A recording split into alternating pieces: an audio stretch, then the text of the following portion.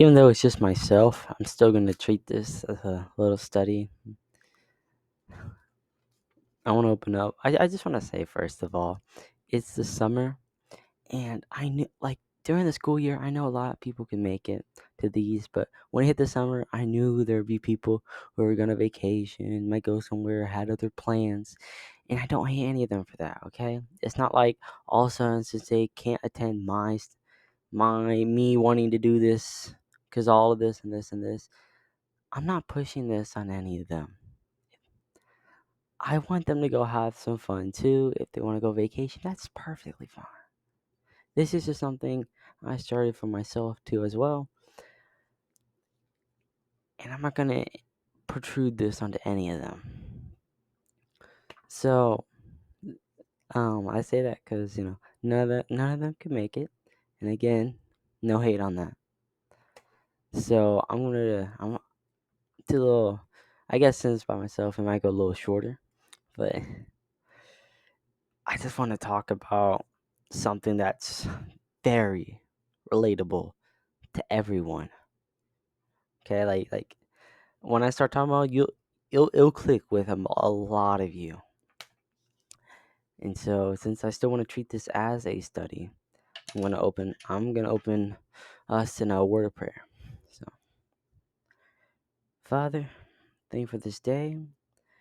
The plans that you have for some people are unknown to any of us, but we know that you will guide them and that you will take away their worries and their anxiousness, and that you are the one that they can trust in. As we read Psalm 100, Psalm 39, no, yeah, Psalm 139, we'll see that even in our worries, we can trust you. So in Jesus' name I pray. Amen. As I as I just said, yeah, we're gonna be on Psalm 139. I had this planned out first time. I was reading over in Psalms and I was just like, I wonder what I should do. Because the last, I can't say last video, the last study, I let Luke, Lizette, and John's pick out, they picked out a Psalms and then they talked about what they got, like kind of what I do normally. And it was a lot of fun. And I saw how they looked at certain things. And again, I'd like to do that again. But I saw, it's like, maybe next time I talk about something, it should also be a Psalms. I was like, okay, what Psalm should I do? So I'm reading Psalm. I'm just reading over some Psalms, and I hit 139. I'm like, I don't know, something about that. Like I put that, like, okay, let's hold that. Let's see if we can find anything else. But like while I'm trying to look for anything else that could be a potential candidate, I keep thinking about 139. I'm like, okay, let's just do 139 then. Let's see what it says. So I'll read it out to you, and let's see. It says in Psalm 139. O Lord, you have searched me, and you know me. You know when I sit and when I rise. You perceive my thoughts from afar. You discern my going now and my lying down. You are familiar with all my ways. Before a word is on my tongue, you know it completely, O Lord. You hem me in, behind and before. You have laid your hand upon me. Such knowledge is too wonderful for me, too lofty for me to attain. Where can I go from your spirit? Where can I flee from your presence? If I go up to the heavens, you are there. If I make my bed in the depths, you are there. If I rise on the wings of the dawn, if I sit on the far side of the sea, even there your hand will guide me. Your right hand will hold me fast. If I say, surely the darkness will hide me, and the light become night around me, even the darkness will not be dark to you, and the night will shine like the day, for darkness is as light to you. For you have created my inmost being. You knit me together in my mother's womb. I pray you because I am fearfully and wonderfully made. Your works are wonderful. I know that full well. My frame was not hidden from you when I was made in the secret place. When I was woven together in the depths of the earth, your eyes saw my unformed body. All the days adorned for me were written in your book before one of them came to be. How precious are to me are your thoughts, O God. How vast is the sum of them.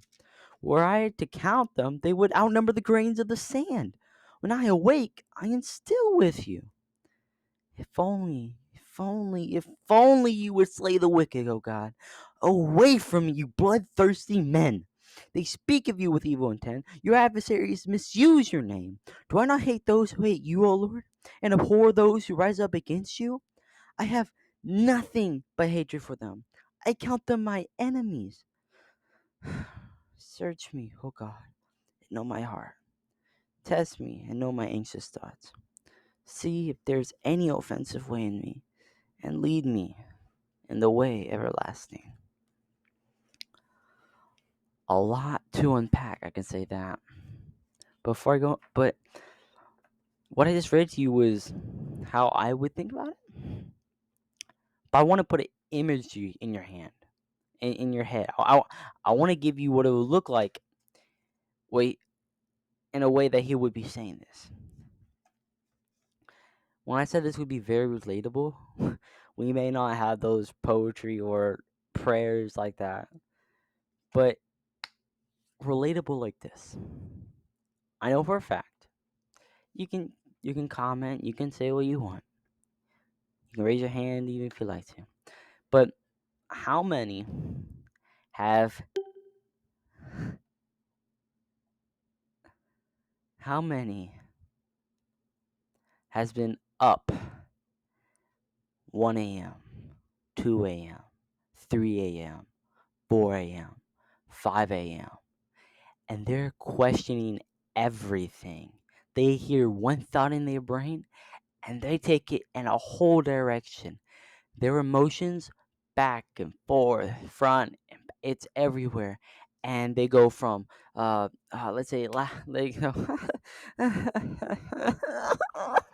and they can't think properly, and they're just broken down in the midst of the night, and they're like, just on their bed, just what do I do? That's how relatable this is. Imagine David on his bed, and he starts off with just depression kind of a thing. Like he's been being like he tries to overcome something but he can't, and he says, Lord, you have searched me and you know me. You know when I sit, when I rise. You perceive my thoughts from afar. You discern my going and my lying out. You are familiar with all my ways. Before a word is on my tongue, you know it completely, O Lord.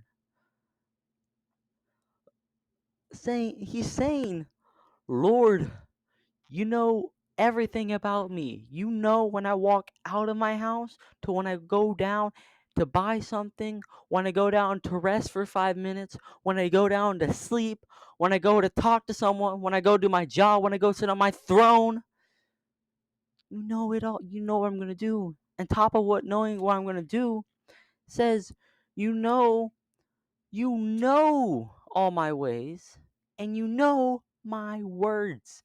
Saying before you even speak them, you know them. A lot of people get confused in prayer, and they'll say, Lord, thank you for all you've done. And, well, you know what I'm going to say, so I'll just let you read my heart. Amen. Come on. Really?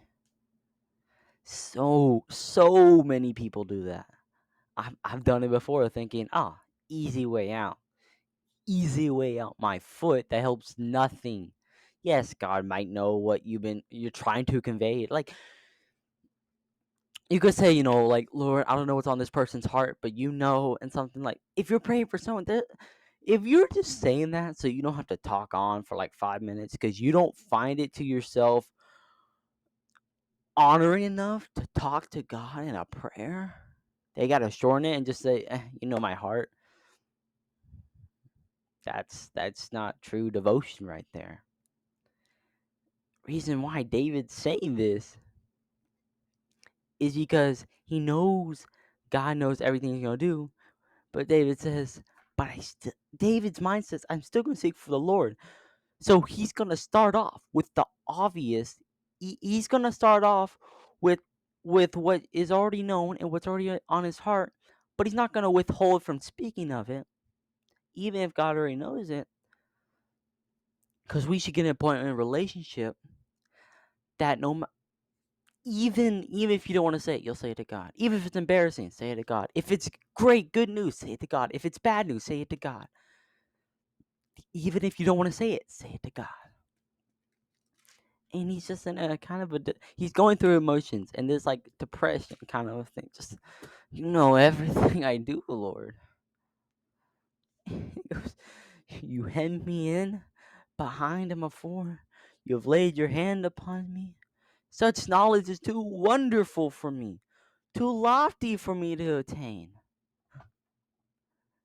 It's that point like I'm such an insignificant worm. It's like, Lord, why do you even trust me? Lord, why am I alive? Why do you keep me here? All that's happened is horrible and things I don't want to go to, and yet you keep me alive saying you have a purpose, but I don't see it. And yet you give me a peace of mind? Like that's supposed to help? This is torture. This is too good. It's Lord.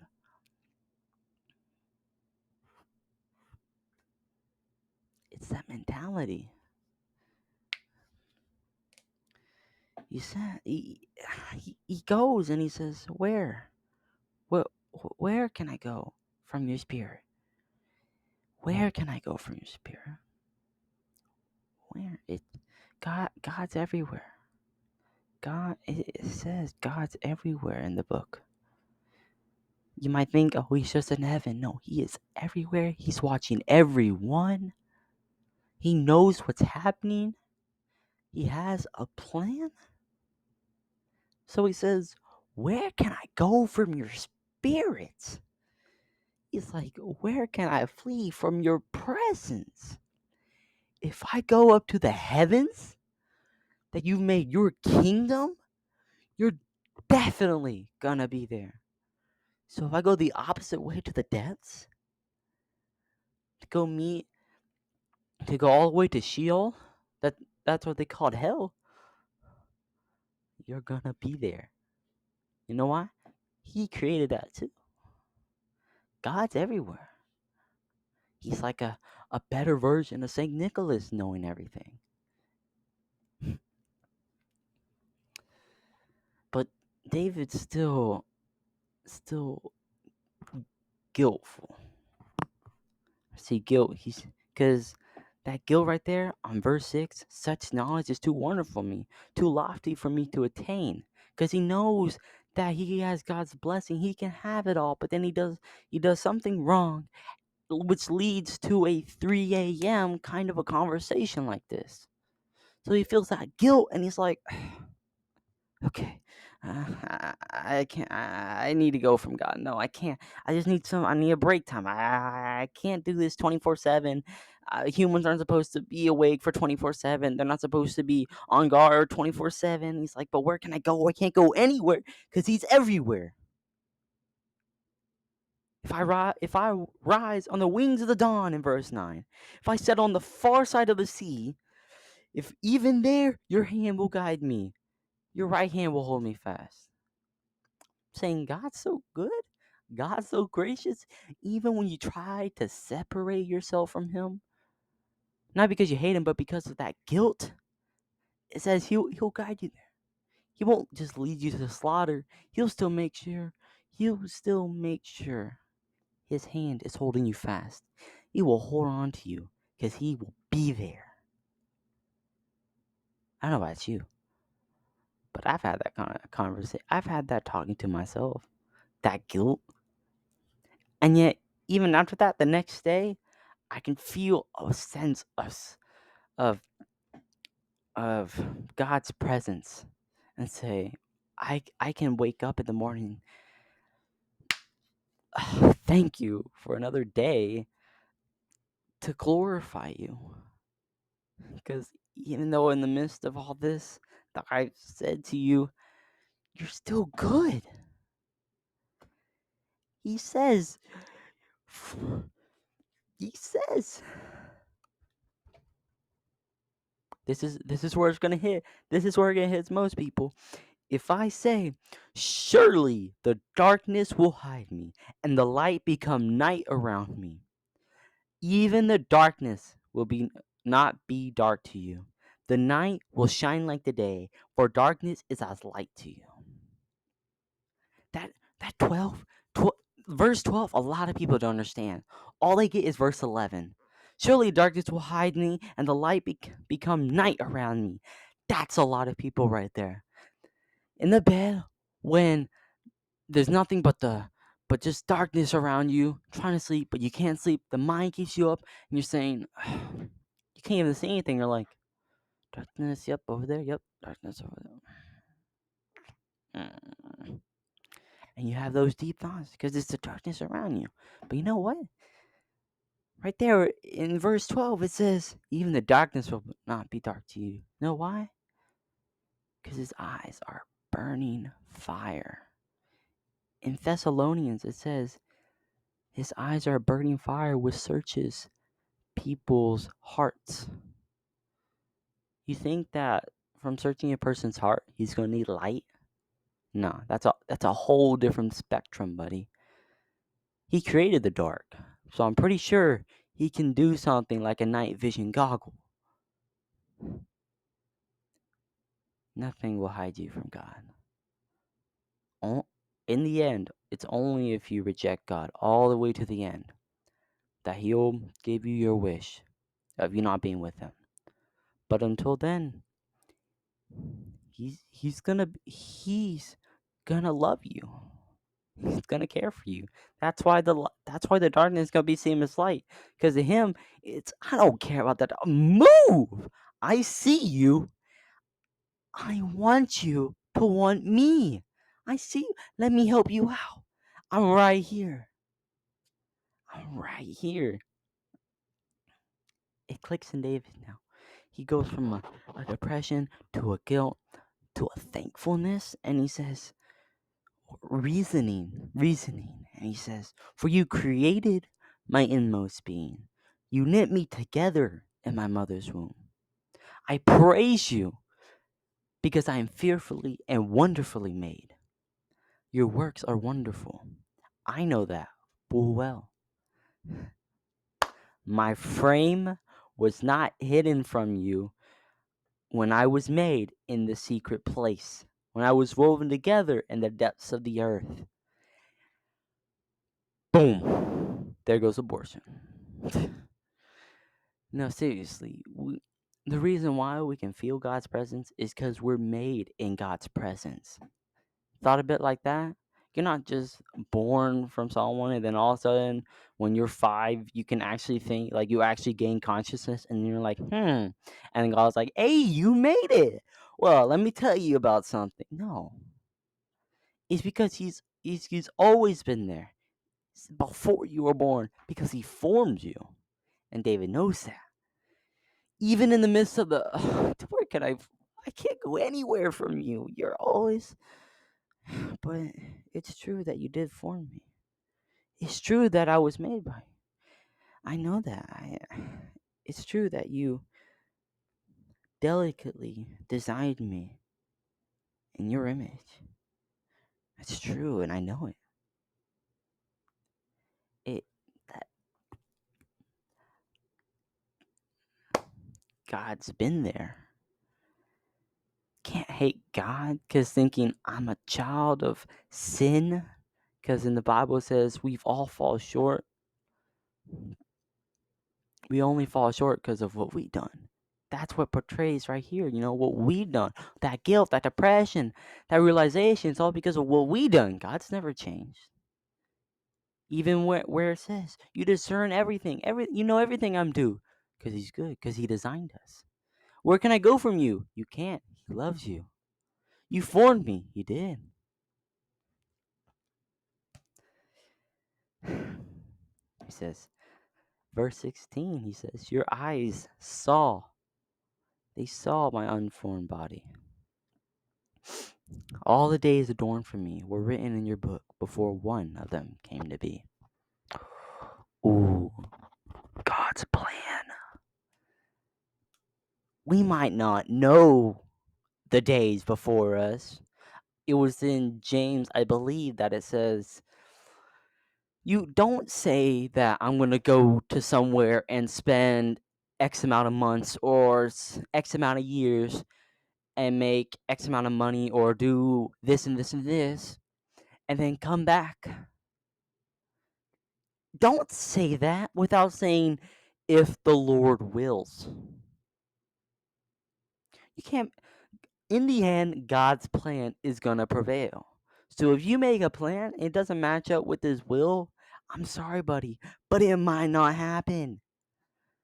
If you make a plan like that without saying, if the Lord, if I say I'm going to go on vacation for, let's see, 6 weeks, I'll come back and maybe I'll do something or something. And then you already make the plans and everything, and God's like, sorry, I can't, doesn't work with me. And maybe in his will for the world, he created the world. He can have his will and his say on it. And there's a plane crash on the plane you're supposed to go on, and also you can't do vacation. But guess what? That opened up the way for you to know him, to work in you. Then that's what's gonna happen. Even though we don't know the days, we don't know the plans, if we know that there's gonna be an end, might as well live for the one who formed us, knows everything we do, everything we say, and who wants to take care of us. He's like, all the days that were for me were in your book before one came to be. Because we're all set. We have this much of a lifespan, and this times infinity is the eternity after we die. How are you gonna spend those days? I mean, it's up to you. He goes on and says, how precious to me are your thoughts, O God. How vast is the sum of them. If I were to count them, they would outnumber the grains of the sand. When I awake, I am still with you. Shoo. Where is it? When it said that Jesus, all his miracles and all his teachings could be recorded in the book, that means God's God's thoughts couldn't be recorded in 10,000s of those books. He's been alive since eternity, so he's had infinite thoughts. And if he's the pinnacle of everything, he is the great Lord, the high being, the anointed one, the holy one, then his thoughts, you better believe it, are going to be darn wise. They're going to be so absolutely perfectly good. The knowledge coming from that, the wisdom coming from that, the kindness coming from them, top tier. So how could you not count it as precious? How could people say, Lord, I don't care what you think, let me do it with my life? And he says, well, you know what's gonna happen, right? I don't care. Well, the wise person listened, and he says, oh, you're right. What do you want me to do then? And he says, let me tell you a little bit of what I want you to do. And that leads to great things. Now, I did say that David's emotions were going out of hand on his bed, right? He went from a little bit of depression to a little bit of guilt to a little bit of Thanksgiving reasoning. Now we're going to see a little bit of hate. So, he's loving God's thoughts. And then what's the opposite? Hate. Love and hate, fine line, thin line. But he gets on the hate and he's saying, "Come on, who hasn't said anything hateful at 3 a.m. thinking like, oh, I hate myself or I hate them?" It's gonna happen. It happened with David too. David's not some powerful supernatural being. No, he's a human like us. He says, "If if only you would slay the wicked, O God. Away from me, you bloodthirsty men. They speak of you with evil intent. Your adversaries misuse your name. Do I not hate those who hate you, O Lord, and abhor those who rise up against you? I have nothing but hatred for them. I count them my enemies." Woo! I mean, David did have a lot of enemies. He had like just a few. He had Saul and his country, kingdom. He had his son Absalom and all the people who followed them. He had Philistines. Um, there's one more, but like I said, he's made a lot out of many nations. Really, any nation that opposed God since the day he was a little kid and faced Goliath. I mean, there's a lot of people he would rather want dead than talk or than hurt David.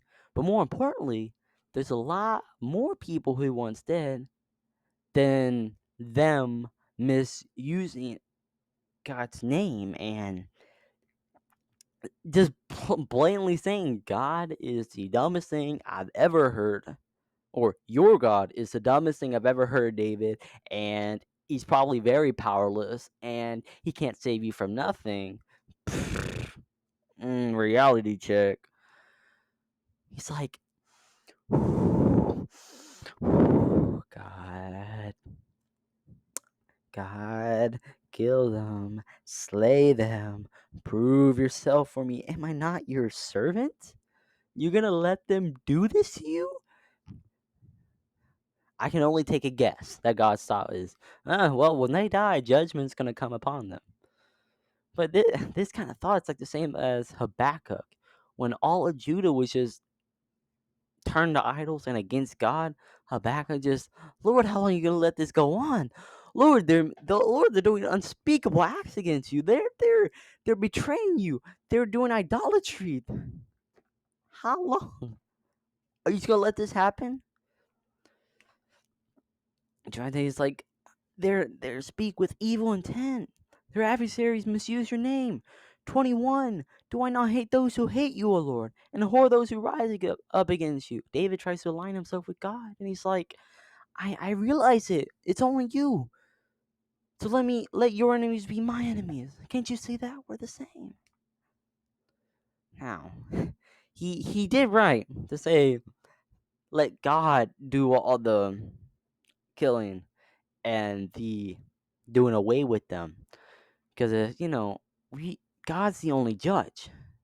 God is the only judge. If you read Psalms and Proverbs, well, we're in Psalm. If you read more Proverbs, but yeah, Psalm and Proverbs, you'll see that God is the judge of everything. So if David said, "God, give me the power to slay them who misuse your name," no. When Israel wanted a king, when Israel wanted a king, the prophet, whose name I can't get out of my head, he was talking to God and he's like, please, please don't let your anger be on them. And he's like, don't think about it too much. They hate me, not you. There's they want a king, give them a king. This will be against them. And it's like it's the same thing with David, it's all these armies. Yes, it's against David, but it's God's nation. They're all against God. David's like a more of a minion. And that's why he says, Lord as my boss, defeat them. Now, don't constantly think, oh Lord, kill my best friend. He cheated, or she cheated, or Lord, that McDonald's don't have ice cream again. Do away with the employees. I'm saying petty things, but don't don't be acting like you can boss God around. Especially at 3 a.m., 2 a.m., 4 a.m. Yeah, definitely don't be doing that. even though you might be having those talks, whatever you do, make sure you keep enough sanity where you don't go against God. And that's why he finishes with this in verse 23. He says, "Search me, O God, and know my heart. Test me and know my anxious thoughts. See if there is any offensive way in me, and lead me in the way everlasting."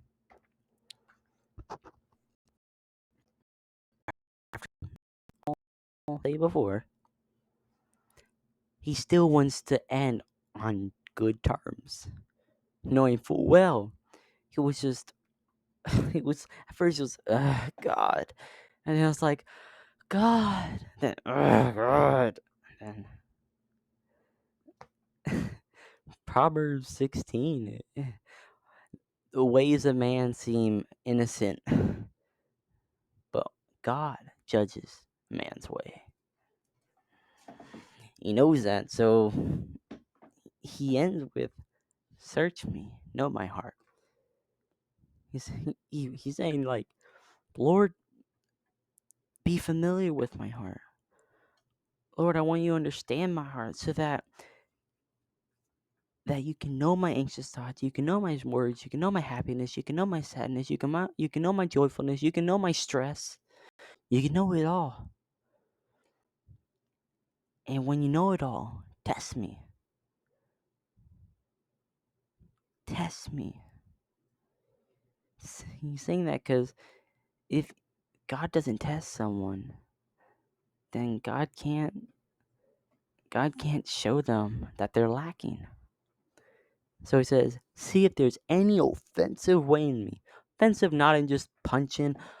No, offensive anything that is different from what God wants. That's offensive. Oh yeah, God's so sensitive. That's just what God wants. He allows us all free will, and right now David is using that free speech back in Israel, being the king. Nobody says, see if there's any offensive way in me. As the king, the one with powerful authority to say, see if there's see if there's anything offensive in me. He's saying, know my heart. Test me. Get rid of all that. Ugh. Can you imagine if one of his subordinates just walked in a room and he's like, test me. I know I'm a worthless sinner. But lead me in the way everlasting. Now, if one of those subordinates did not know God and they just hear not some, but the king asking for like how to lead and how to live and to perfect their ways, seems a little off, right?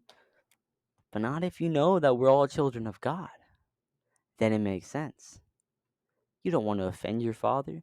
Back, not all the way back there, but back when there were, villas, like there were um kingdoms with dukes and whatever other high viscounts and all those, if you're born in that kind of a family and you're a son, definitely more of a son, you have that responsibility of, don't embarrass me, don't do something that will mess up everything, don't offend me, don't don't just don't go against me. It's kind of like that. Except God doesn't say, don't do this, don't do this. He says, so, since we're all child of God, it's a pretty cool thing, right? Like, going out there. But instead of saying, here's all the don't do this, don't do this, don't do this, don't do this, don't do this, don't do this, don't do this, and boom, sealed out with all like a slave contract. No, it says, don't do this, don't do this, don't do this, don't do this. If you follow me, do this, do this, do this. That's it. There you go. And then we choose of, oh, okay, I think I want to do that then, or do over here then, or do this. back then, there was no choice. It was either do it or be killed or be exiled or something. Or I don't know you, my son, and I was never your father. No, even in the midst of all this David's 3 a.m. talk, he asked him, lead me, test me, search me. He's saying this because he says, God, I want that. Tell me what I should do, what I shouldn't do, and how to do it. I want that. That seems perfect. I mean, how many of y'all ever just walked away or slept off a 3 a.m. talk without any kind of a worry? Yeah, didn't think so. I mean, David wrote so many of these psalms. I mean, who said he just walked from this and said, lead me, and then God led him? Happy ending. No, no. These kind of prayers last. They can happen every day if you're not careful of, God, forgive me, I did something wrong, and then boom, right into that 3 a.m. talk. It should be, lead me in the way everlasting, and then do what he says. And that 3 a.m. talk, which takes all that depression, which takes all that sin, which takes all that hate, which takes all that worry, all that anxious, that stress, all that crushing weight of burdens, takes all that and says, you don't need this. You're following my ways. While yes, there may be trials, while yes, there may be hard times, it's kind of a 3 a.m. talk. It's not going to happen often. I know there are Christians, in a third world country where there's barely any food, barely any shelter. They're up at 3 a.m. like, God, you have a plan for this? I don't know why it's happening. And they go into all this and this. I'm not saying that's wrong. I'm just saying that the amount of how many it happens should dwindle down after you start following God. But don't put it as at a goal like, okay, I've only done 3 this month. No. I'm just saying they shouldn't be regular. But God should definitely be daily, a daily thing. And that's where David concluded. As far as written here, that's where David concluded. So really the only thing that the main thing was to say that, yeah, God sees all. He knows all. God can do all. He can be everywhere. He can be at one spot. He can be in his home. He can be in hell. He can be, no, I'm not saying prison in hell, but he can go down there. I mean, as the one who made it, as the creator of it, as the one who holds the key, right? Jesus holds the key of death. He can go anywhere, and he made us all. This whole world is for us to explore, multiply, and do his will. His thoughts are above all our understanding. I mean, the things that can be understood from what David's saying here, being all compacted into this kind of a 3 a.m. talk, you could learn a lot. So let me ask, from verse 1 to verse 22 is what's repeated a lot. But how many of y'all actually talk about verse 23, verse 24, mean it, and act upon it? Search me, O God, and know my heart. Test me and know any of my anxious thoughts. See if there's any offensive way in me, anything that goes against your will, go against what you want, and lead me in the way everlasting. How many of y'all actually say that in a prayer? Whether it's been a good day or a bad day, mean it. reflect upon it and say, I'm gonna, I'm gonna listen to what God has to say, because He's gonna lead me. That's something to think about, huh? I wanted to get this in here before I go on vacation off to Massachusetts. But I wanted to get this in saying, I mean, if you're praying, but it's just one of those, Lord, you know my heart. Just read it and understand what I've been going through and blah, blah. Okay, good night. Or, God, I sinned again. I sinned again. I sinned again. Forgive me, forgive me, forgive me, forgive me. Or, Lord, I'm pressured. I can't do this all by myself. I can't. It's too much. Or, Lord, I hate everything. Oh, Lord, I hate all this, and I hate my life, and I hate my enemies, and I hate. I'm not saying you can't have those in there, but if that's all it is, and you don't actually talk to God, it's more of a complaint every single time. It's just gonna seem like an abomination. So I just want to say, think about how you're talking to God. Cause I read Job recently.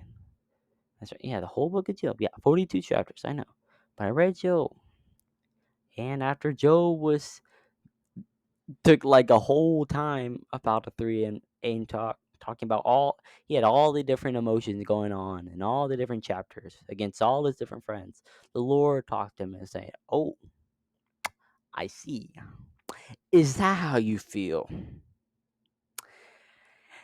he kind of humiliated Job, but more of a way to make him understand that he shouldn't speak like how he spoke.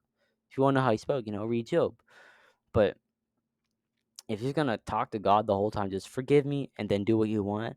Oh Lord, I hate them, and then do what you want. Oh Lord, lead me, do what you want. Not gonna get anywhere. Those prayers meaningless. So gotta say, work on your prayers. See how you're talking to God, and then see how God is talking to you.